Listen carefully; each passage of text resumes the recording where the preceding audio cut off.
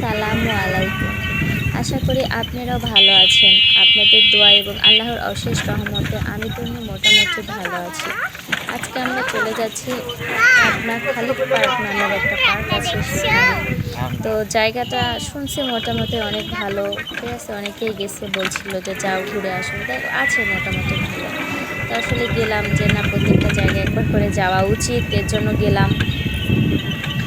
তো যাওয়ার সময় আমি, আমার বর এবং আমার মেয়ে তিনজনাই একটু ভিডিও মিট করে ফেললাম। এই তো আমরা আমাদের গন্তব্যস্থানে পৌঁছে গেছি এবং চলে আসছি। এটা পার্কে ঢোকার আগের মুহূর্তটা এবং পার্কে ঢোকার আগের সিচুয়েশনটা, ঠিক এটা গেট বরাবরের জায়গাটা আর কি ভিডিও করলাম। তো পার্কটা আসলে প্রথমে এমন ছিল যে আমি রিক্সাতে যখন যাচ্ছিলাম তখন আমি আমার জামাইকে বলছিলাম, এই আমরা কোন জঙ্গলের মধ্যে যাচ্ছি, চলো চলে যাই। আসলে এটা চারিদিকে ইটের ভাটা ছিল, ইটের ভাটার পিছনে ছিল এই পার্কটা। তো রিক্সার দূর থেকে যখন পার্কের নাগরদোলাগুলো দেখতে পাচ্ছিলাম তখন মনে হচ্ছিলো যে না, ইটের ভাটার মধ্যে নাগরদোলা মনে হয় আশেপাশে কোনো স্পেস নেই, এরকমটা লাগতেছিল। পরে ঢুকলাম, ঢুকার পরে আসলে একটা জায়গায় না গেলে না আসলে বোঝা যায় না যে আসলে জায়গাটা ঠিক কেমন, বাট সুন্দর কি না। লোকের কথা শুনে আসলে কিছুই বিচার করা যায় না।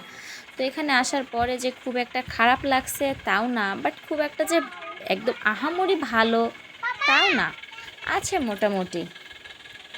তো সব কিছু মিলে এই যে দেখেন ঘুরতেছে আমার বর তার মেয়েকে নিয়ে একেবারে ব্যতিব্যস্ত। মানে আমার মেয়ে বন্ধ ঘরে থেকে থেকে তার এমন এক অবস্থা যে খোলা জায়গা পেলেই সে মনে করে যে না, পুরো পৃথিবীটাই মনে হয় তার হাতের মুঠোয়। তো এখানে আসার পরে খোলা জায়গাতে সে কখন মানে কোনটায় উঠবে না উঠবে কোনো ঠিক পাচ্ছে না। আনন্দে এতটাই সে আত্মহারা হয়ে গেছে। ভালো লাগতেছিল, রাস্তা টাস্তাগুলো মোটামুটি সুন্দর ছিল ভিডিও করার মতো। এটা একটা মহিষের পিঠে ওঠার জন্য আমার মেয়ে খুব ইয়ে করতেছে, যে মহিষের পিঠে উঠায় দাও করতেছে বাবাকে।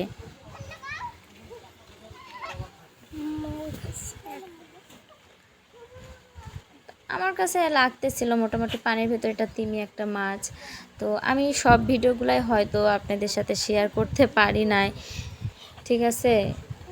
কিছু ভিডিও কেটে গেছে এবং কিছু ভিডিও করছিলাম সেগুলো সেভ করা হয় নাই, কারণ আসলে ওখানে যে মেয়েকে সামলাইতে আমরা মানে একদম ব্যস্ত হয়ে পড়ছিলাম। মেয়ে একবার এইদিকে দৌড়ায় একবার ওই দিকে দৌড়ায়, আর পানি ছিল জায়গা দেখা যাচ্ছে পানির ভেতরে এটা ওইটা ছিল। তো তো পানির জন্য আসলে মেয়েকে এভাবে ছেড়ে দিতে একটু ভয় লাগতেছিল। আমার মেয়ে দেখেন কতটা খুশি, মাশাআল্লাহ। সন্তানের মুখে এরকম হাসি দেখতে প্রত্যেকটা বাবা মায়েরই ভীষণ ভীষণ ভালো লাগে। এই রাস্তাগুলা মানে খুবই সুন্দর ছিল, ঠিক আছে। যাও তোমরা আগে আগে হাঁটো। আমরা যে সময়টা আসলে এখানে আসছি এই সময়টা প্রচণ্ড রোদের ভিতর এখানে আসছি। তো রোদে আসলে ভিডিওগুলা ওইভাবে করা হয় নাই। 4:30 5টা বেজে গেলেও এখন আর কি রোদ থাকতেছে, এত গরম পড়তেছে। তো রোদের ভিতরে ভিডিওগুলো করা হয়েছে। বাবার সাথে মেয়ে হেঁটে যাচ্ছে দেখেন। আমার মেয়েটা দেখতে দেখতে অনেক বড় হয়ে গেল। আমার মেয়ের বয়স 4.5 বছর প্লাস, এখন 5 বছর হয় না। জুলাই মাসে 22 তারিখ আসলে 5 বছর ফ্লাফ হবে। এর মাঝে দেখেন আমার মেয়ে যা কথা, একেবারে অস্থির। তো এই যে লাল পরি, নীল পরি, হলুদ পরির মাঝখান থেকে বের হচ্ছে একটা হলুদ পরি, ঠিক আছে। হলুদ পরিটা উঠছিল পাহাড়ের ওপর থেকে সে নামতেছে এবং নামার সময় তার বর তাকে শ্যুট করে নিছে। তো এই জায়গাটা মোটামুটি ভালো ছিল। জায়গাটাতে আমার বেশ 2-3টা ভিডিও মেড করা হয়েছে, 2-3টা ভিডিও আমি করছি। তো নিচে পানি ছিল, ওখান থেকে নামতে খুব ভয় লাগতেছিল যে যদি পড়ে যায়। আমি উঁচু হিল পরেছিলাম, এমনিতে নর্মালি উঁচু হিল পরে হাঁটা যায় না, হাঁটতে গেলে দেখা যাচ্ছে পা পিছলে পিছলে পড়ে যাওয়া লাগে।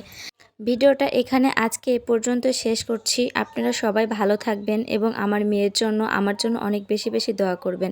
আর ভিডিওটা ভালো লাগলে অবশ্যই একটা সাবস্ক্রাইব করে দিবেন এবং ভিডিও দেখার পরে আপনারা প্লিজ একটা লাইক করে দিবেন, কারণ আমার ভিডিওতে ভিউজ আসে প্রচুর পরিমাণে কিন্তু লাইক আসতেছে না। আল্লাহ হাফেজ, সবাই ভালো থাকবেন।